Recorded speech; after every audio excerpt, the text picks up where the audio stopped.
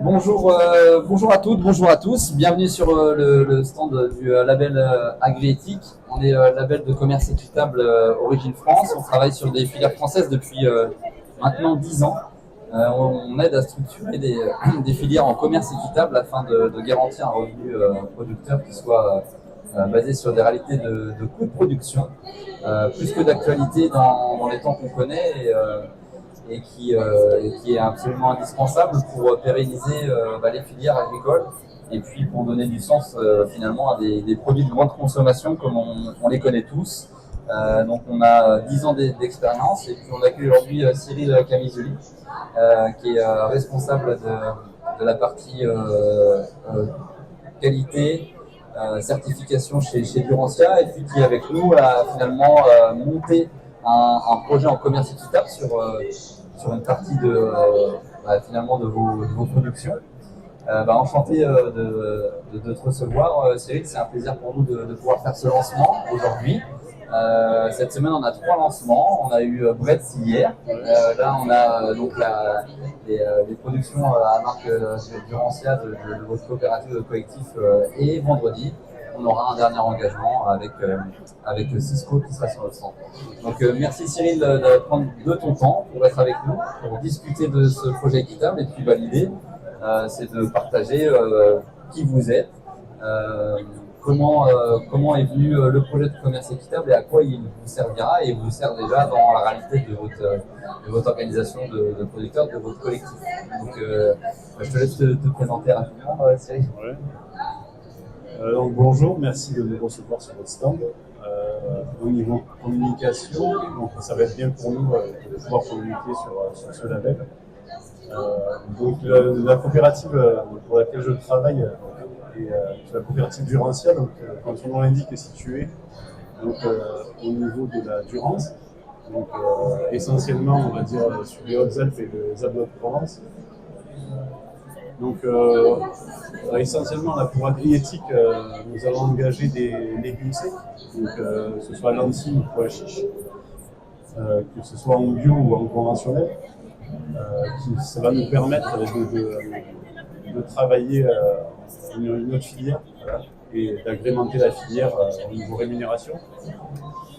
Donc, la coopérative, elle est assez récente, parce que ça est issu d'une fusion de 2 coopératives très anciennes sur les territoires, qui avaient à peu près 80 ans d'existence. Donc là, la coopérative, la fusion a 2 ans d'existence.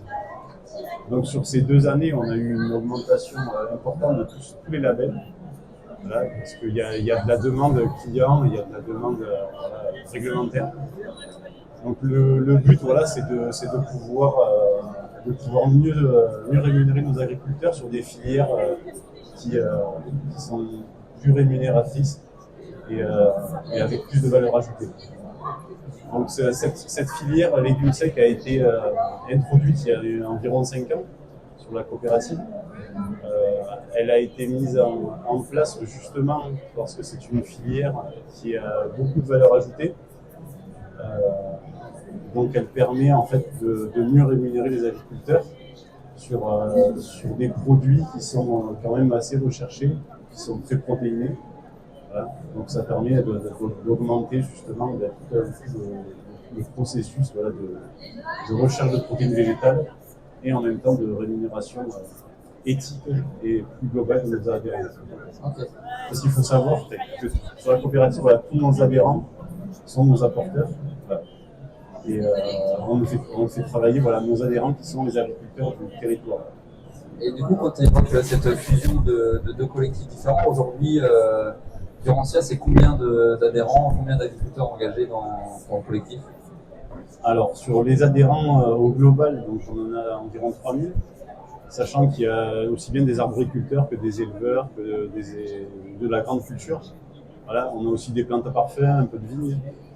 Après, sur le collectif, on va dire une vingtaine d'adhérents sur les légumes secs, notamment parce que c'est assez compliqué de cultiver ce genre de produit. Donc on y reviendra peut-être un peu plus tard. Et parce qu'il faut arriver à trouver de nouvelles parcelles à emblaver. Donc pour avoir du volume. Donc il y a déjà je dirais un engagement des agriculteurs dans ces filières et la connaissance déjà de la culture qui fait que vous avez réussi à la mettre en place et à la pérenniser. C'est un projet de long terme qui existe depuis longtemps chez Durantia, que cette filière légumineuse. Oui, alors ça existe depuis un petit moment. Voilà, le projet prend tout son sens là maintenant avec la nouvelle demande des lois Egalim. Donc, puisque ça permet d'engager au niveau des collectivités des achats de produits équitables, bio, avec 30% d'achats équitables. Donc nous, ça nous permettrait d'ouvrir d'autres marchés donc, et de pouvoir proposer à nos adhérents donc, de semer plus de quantité et de rapporter plus de volume ou à proposer à d'autres adhérents de s'investir dans la filière. Intéressant, du coup, l'idée du projet, elle vous est venue du fait d'avoir ce retour de cette demande client. Elle est aussi et peut-être venue d'abord des producteurs. Comment ça s'est passé finalement, l'idée de mettre en place une filière équitable et de pousser ces développements au sein du collectif? Alors, la filière elle a d'abord été développée avant le passage de la loi Egalim équitable. Pour trouver de nouveaux débouchés pour nos adhérents, donc en partenariat avec eux. Donc là, le fait que la loi vienne incrémenter donc, ce processus, ça favorise donc, une augmentation des semis et du coup, ça nous permet d'avoir plus de débouchés. Okay. Et ça représente en termes de volume, du coup on est sur lentilles, haricots et pois chiches. Et en termes de volume produit et de surface d'assolement, on est sur quel ordre de grandeur? Est-ce que c'est quelque chose qui est difficile à gérer ou facile à mettre dans un assolement pour un agriculteur, les haricots, lentilles, pois chiches en question qui passeront en équitable? Alors je ne suis pas assez technique pour répondre à cette question avec précision. Il aurait fallu un technico-commercial de chez nous pour mieux répondre à ça. C'est assez difficile quand même à mettre en place parce qu'il y a quand même une rotation qui doit être assez longue, on va dire au moins de 4 ou 5 ans, donc entre deux semis, pour éviter tout type de maladie et pour avoir un rendement correct. Et donc les clients qui vont s'engager avec vous ont cette attente d'avoir une pérennité de la production. La difficulté en fait, c'est d'arriver à fournir sur le long terme des volumes, alors on l'espère toujours plus importants. Et la difficulté, voilà, c'est d'arriver à trouver de nouvelles terres à ensemencer pour pouvoir pérenniser ces volumes et surtout pouvoir au niveau commercial arriver à fournir nos clients. La partie commerciale, pour vous aujourd'hui, c'est quel type de débouché principalement? Parce que tu as beaucoup évoqué effectivement la loi Egalim et le cadre réglementaire qui permet de pousser ces produits-là ou de faire ces conversions équitables. Mais est-ce que c'est un débouché principal? Est-ce que c'est un des débouchés parmi tant d'autres? Comment vous travaillez l'aspect? Le principal débouché à l'heure actuelle, c'est tout ce qui est commerce de proximité. Donc on est sur des magasins de producteurs et sur quelques petits commerces de proximité. Le but c'est de développer un peu de la RHF et d'avoir des cuisines de collectivité, voilà, pour pouvoir augmenter les volumes. Parce que les magasins locaux, ça a ses limites. Et donc on écoule notre marchandise de cette façon-là. On en écoule un petit peu sur de l'industrialisation, notamment pour faire de la farine de pois chiches ou pour des bocaux. Mais après, l'essentiel de la production actuelle est écoulé sur des magasins locaux. Et sur la partie, je dirais, technique ou en tout cas équitable du projet qui impose un certain nombre de choses ou qui doit permettre de modifier peut-être des pratiques du collectif, est-ce que vous avez eu des difficultés ou des surprises quand vous avez découvert la façon dont, par exemple, on doit construire le prix rémunérateur agri-éthique? Est-ce que pour vous, ça a été quelque chose de nouveau, de compliqué, ou il y avait déjà peut-être des bonnes pratiques ou un état d'esprit qui était pas mal alignés avec les exigences d'un cahier des charges équitable comme Agri. Alors là, on essaye toujours de rémunérer au mieux nos adhérents, sachant que ce sont eux qui votent pour le conseil d'administration. Après, la construction du prix rémunérateur, on l'a travaillé déjà, puisqu'on a une autre filière équitable en blé qui marche bien. Donc on avait déjà cette habitude de calcul de prix rémunérateur. Les légumes secs ont un bon rendement au niveau prix. Voilà. Pas forcément un bon rendement au niveau culture, mais un bon rendement au niveau prix. Donc la rémunération est intéressante si la culture donne bien sur l'année. Donc on avait déjà l'habitude de pratiquer une tarification intéressante et un bon prix pour les adhérents. Après, l'avantage du label, c'est que ça oblige toute la filière, donc du producteur au client final, donc à s'engager dans la démarche. Et donc chacun paye le juste prix pour que chacun puisse vivre de la démarche. Et c'est un point fort, je dirais, de l'agriculture, cette contractualisation et cet accord de filière. Et du coup, je dirais, les producteurs, eux, ont été forcément sensibles et tout à fait favorables à l'idée de mettre ça en place. Et est-ce qu'aujourd'hui, il y a un collectif identifié de producteurs qui est référent ou en tout cas qui promeut la démarche ou qui s'est engagé formellement dans ces accords-là? Ça s'est aujourd'hui traduit d'effet dans les contrats de la coopérative avec ses adhérents. Oui, alors on fait des contrats spécifiques pour chaque filière, donc avec un prix rémunérateur de base ou des primes en fonction des qualités qui sont déjà en place pour n'importe quelle filière de collecte.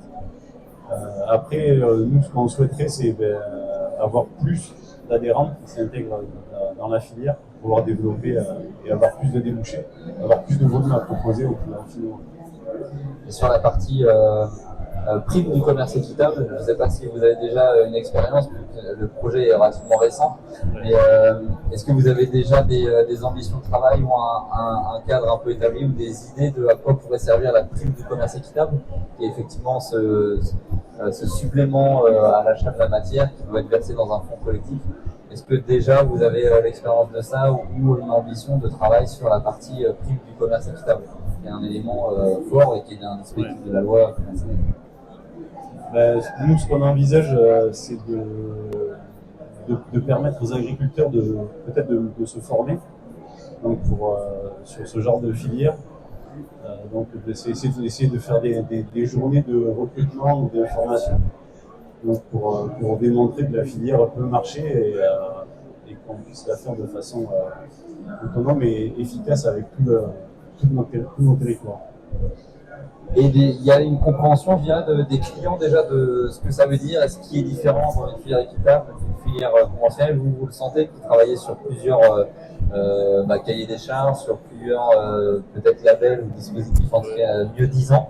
Est-ce que vous sentez au niveau des clients que l'idée, pas l'idée, même la concrétisation d'un projet comme ça collectif de filière, ça a une valeur ressentie et perçue côté client, c'est compris, ou c'est encore quelque chose qui est à construire et il faut vraiment qu'on travaille ensemble pour pousser ces filières?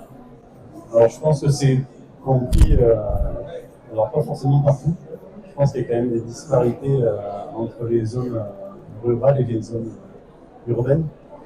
Je pense que peut-être que les zones urbaines sont un peu plus sensibles au label éthique et à toutes les étiquettes et les informations qui peuvent en ressortir.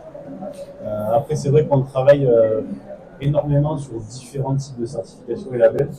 Il y en a de plus en plus. Chaque client veut sa propre certification. Et c'est assez compliqué de faire passer un message globalisant, sachant qu'on y travaille avec beaucoup de gens qui travaillent dessus au niveau de la coopération. Vous avez un client qui est, si je ne me trompe pas, localise, qui est du coup aussi un acteur du territoire assez typique et qui promeut le local et qui diffuse, je dirais, des produits issus de filières équitables au niveau local. Ça, c'est un type de partenariat plus puissant que la relation client-fournisseur habituelle. Comment est-ce que vous travaillez avec Localise dans vos pays? Alors, Localise, donc, eux, ils nous permettent de commercialiser donc, sur des zones où on n'aurait pas forcément pu aller commercialement, parce qu'on n'avait pas la force de vente spécifique adaptée. Donc, eux se fournissent déjà en produits local, donc, uniquement local sur la région PACA, pour fournir toutes les restaurations collectives, qu'elles soient privées ou publiques. Donc ils cherchent des marchés et leur but c'est de continuer à développer cette activité et de pouvoir augmenter donc, par la loi Egalim leur quantité en éthique. Et sur la partie, je dirais, le développement du projet, parce qu'il y a, je dirais, il y a la lentille haricot et pois chiches, c'est un petit peu le premier pas, j'ai l'impression, en tout cas un pas significatif pour vous d'engagement chez Agritic. Mais vous avez peut-être aussi des perspectives, d'autres projets, des choses qui pourraient rentrer dans le giron Agritic, peut-être sur d'autres cultures. Est-ce que ça c'est une dynamique qui est impulsée en interne, ou est-ce que c'est aussi quelque chose sur lequel vous devez avancer avec prudence et que la filière équitable, il faut qu'elle fasse ses preuves peut-être avant de passer à l'échelle et d'être un dispositif plus global pour le collectif? Alors, c'est pas trop difficile de répondre dans la mesure où nous, ce que l'on voudrait déjà à l'heure actuelle, c'est pouvoir sur les prochaines années augmenter de façon significative les volumes, justement en recrutant des adhérents, en leur montrant que c'est possible d'être rémunéré au bon prix et que la coopérative aussi puisse en vivre, puisque nous sommes, donc on fait l'ensemencer, on produit, on ensage, on revend. Et après, oui, on peut peut-être faire rentrer d'autres filières, notamment sur l'orge brassicole. Mais là, tous les acteurs de la filière locale ne sont pas prêts. Donc, on y travaille. Donc, la partie commerciale qui travaille justement avec la malterie et les brasseurs. Moi, j'interviendrai au moment voulu en localité pour rédiger les cahiers des charges. Et pour préciser, du coup, effectivement, l'orge brassicole qui sert du coup à faire de la bière. Ouais, voilà. On parle entre nous, c'est le cas de le dire, donc pour le coup, on parle vraiment entre nous.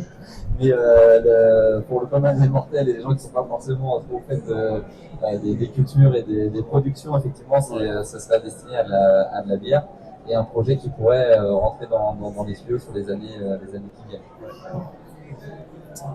Écoute, merci Cyril, je pense qu'on a à peu près fait le tour de la question. Je ne sais pas si tu as quelque chose à rajouter ou en tout cas peut-être un mot, une dernière, un mot de la fin pour conclure cet échange. Écoutez, je suis ravi de travailler avec vous. Donc j'espère qu'on va pouvoir avoir le label, la certification au plus tôt et puis pouvoir engendrer des volumes pour satisfaire les besoins des clients. Merci, ravi également de lancer le partenariat avec Durantia et puis d'avoir des nouvelles références qui viendront compléter notre belle vitrine qui peut-être ne suffira plus dans quelques années sur le salon si on se développe vraiment bien et fort. Et puis aussi très heureux je dirais d'investir un nouveau territoire entre guillemets puisque pour nous effectivement Durantia, c'est aussi réussir à mettre un nouveau projet local avec beaucoup de sens dans une région, un territoire sur lequel on n'est pas encore très fortement implanté.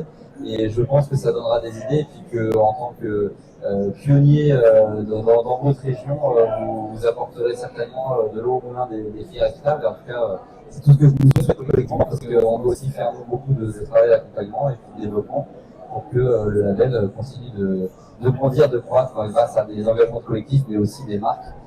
Et au passage, je sais que tu n'avais pas cité la marque de la coopérative. Oui, pardon, je vais me faire demander. Les commerciaux vont pas être contents. Ouais, voilà.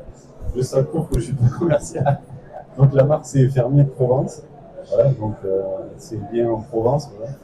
Et on vend des légumes secs. Donc pois chiches, toutes sortes de lentilles, corail, vertes, blondes, haricots rouges, haricots coco, haricots lingots. Voilà, toute forme de conditionnement. Toute forme de conditionnement, voilà, du 500 grammes au litre. C'est ça, ok. Alors, je prendrai les 500 grammes carte. Merci beaucoup. Merci à toi.